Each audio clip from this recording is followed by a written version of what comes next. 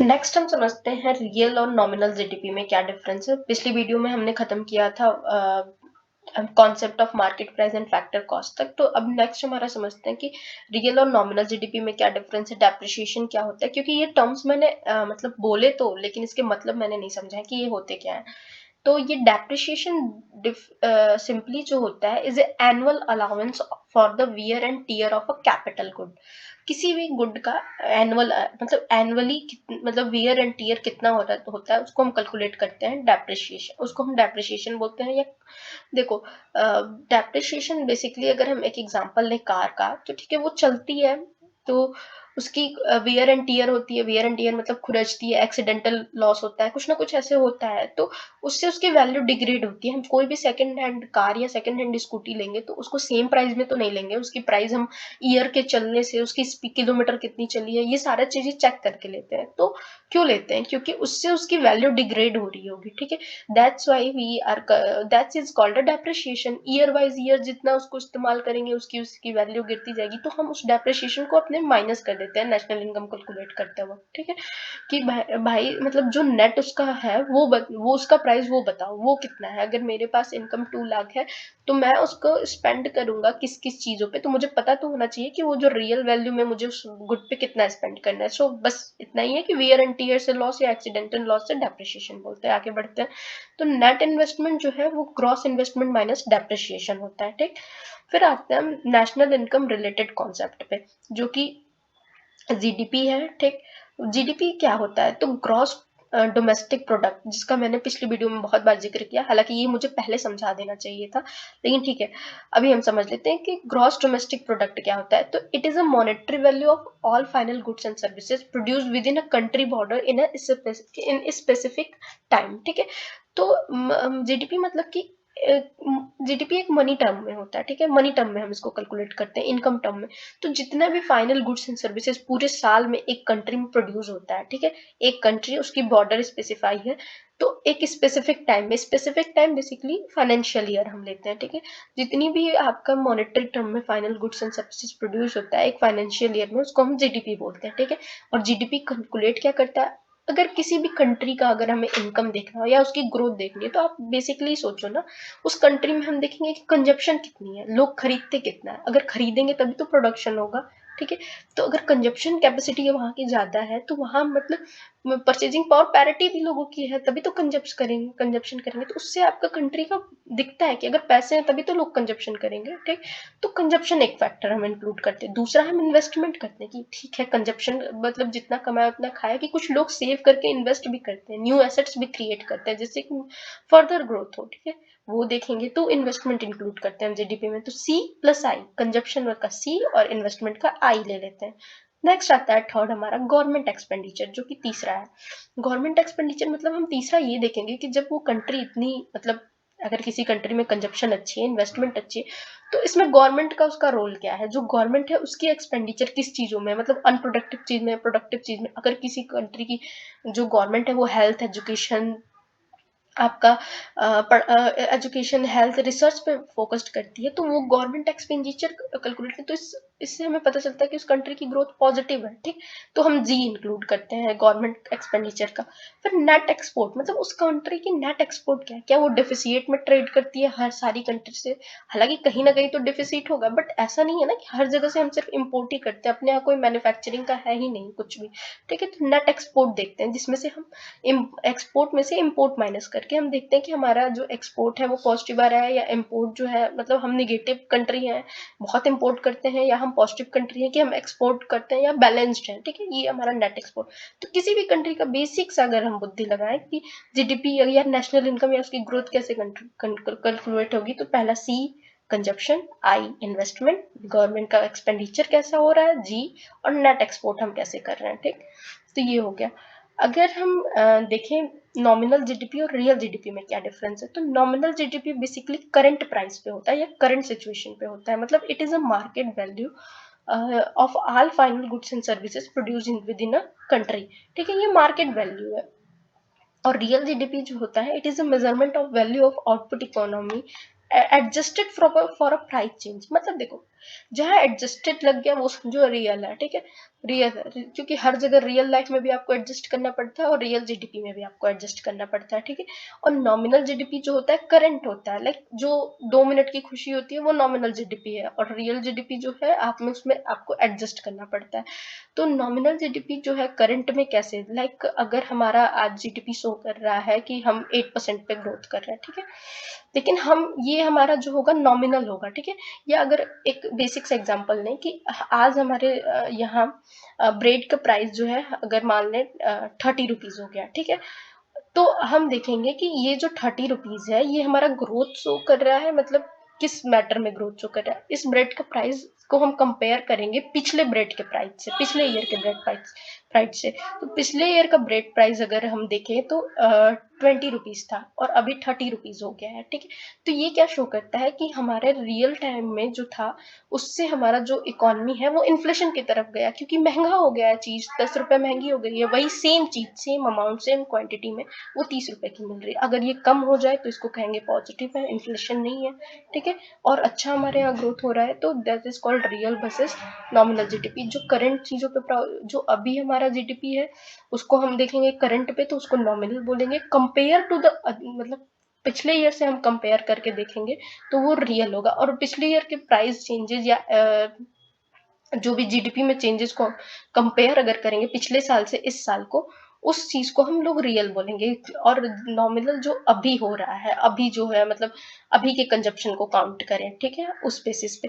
ऐसे अगर हम देखें तो अगर हम काउंट करें कि अरे 30 रुपए की ब्रेड हो गई, सारी चीजें महंगी हो गई, ठीक है, तो सारी चीजें महंगी हो गई तो अगर किसी कंट्री का जीडीपी निकलेगा तो उसको लगेगा तुरंत एकदम हाई दिखाएगा कि अरे इसकी कंट्री तो साल भर में इतनी ग्रोथ हो गई, बट वो रियल नहीं है ना। अगर आप कंपेयर करो ये तो ड्यू टू सर्टेन फैक्टर्स की वजह से चीजें महंगी हो गई है इसलिए हमारा इनकम महंगा दिखा रहा है, बट रियलिटी में तो क्या है कि ये पीछे चीजें सस्ती थी और सेम क्वांटिटी में हमें सही दाम पे मिल रही थी, तो वो हमारे पॉजिटिव ग्रोथ थी इकोनॉमी की, ठीक। नेक्स्ट हमारा देखते हैं ग्रॉस नेशनल प्रोडक्ट को, ठीक है। तो ग्रॉस नेशनल प्रोडक्ट जो है एस्टिमेट करता है total value of all final products and services turned out in a given period of by the means of produce owned by resident of a country। जो भी रेसिडेंट ऑफ ए कंट्री मतलब जो भी यहाँ रहते हैं वो जो total value of final production जो भी करते हैं गुड्स की या सर्विस की, उसको हम क्या काउंट करते हैं जीएनपी में, ठीक। जीएनपी जो है कॉमनली मतलब कैलकुलेट या टेक कर मतलब क्या क्या इसमें इंक्लूड करता है, वो basically personal consumption expenditure, private domestic investment. जो देखो याद रखना कि पर्सनल कंजप्शन एक्सपेंडिचर तो कैलकुलेट करता है जो लोग यहाँ रहते हैं इंडिया में, ठीक। दूसरा ये प्राइवेट डोमेस्टिक इन्वेस्टमेंट, मतलब एफडीआई नहीं इंक्लूड करता है, फॉरेन इन्वेस्टमेंट नहीं इसमें इंक्लूड होता है, जो प्राइवेटली जो इन्वेस्टर्स हैं वो जो इन्वेस्ट करते हैं वो। फिर गवर्नमेंट एक्सपेंडिचर इंक्लूड करता है, नेट एक्सपोर्ट इंक्लूड करता है, और एनी इनकम और कोई भी इनकम जो रेसिडेंट हमारा है जो कि ओवरसीज कंट्री में रह रहा है या जो फॉरेन में रह रहा है वो इन्वेस्टमेंट करता है, वो हम इंक्लूड करते हैं। और माइनस कर देते हैं हम उसमें से income earn with the domestic economy bye foreign residents. मतलब इसका ये है कि जो फॉरेन में हमारा कोई व्यक्ति इंडिया का रहता है वो जो हमें मतलब इनकम अर्न कर रहा है उसको हम एज ए इन्वेस्टमेंट इंक्लूड कर लेते हैं, और माइनस कर देते हैं जो फॉरेनर इंडिया में रह के वर्क करता है हमसे, मतलब जो सैलरी लेता है और अपनी कंट्री में भेजता है उसको हम माइनस कर देते हैं, ठीक है। फिर आता है हमारा जीएनपी का अगर हम फॉर्मूला देखें तो जीडीपी प्लस एनएफआई है which is net factor income from abroad, मतलब जिसमें से हम नॉर्मल रेसिडेंट को इंक्लूड करते हैं अपने अपने रेसिडेंट को और फॉरेन रेसिडेंट का माइनस करते हैं, ठीक। अगर बेसिक डिफरेंस हम देखें GDP which is gross domestic product and GNP which is gross national product, ठीक है। अगर हम इसमें डिफरेंशिएशन का अगर देखें, अगर हम यहाँ पे ले लें, यहाँ अगर मैं टाइप करूँ जीएनपी, ठीक है, अगर हम जीएनपी देखें तो जीएनपी क्या मतलब जी तो दोनों में सेम है, ठीक है, जी जो है वो दोनों में सेम है, ग्रॉस तो ग्रॉस में तो कोई चेंजेस नहीं होंगे ना, तो चेंज किस में होगा एन, मतलब एन विच मीन्स यहाँ पे क्या है नेशनल है और वहां पे क्या है डोमेस्टिक है, डी जो डोनोटर है, पीवी भी सेम है, तो इन दोनों में कुछ चेंज नहीं होगा।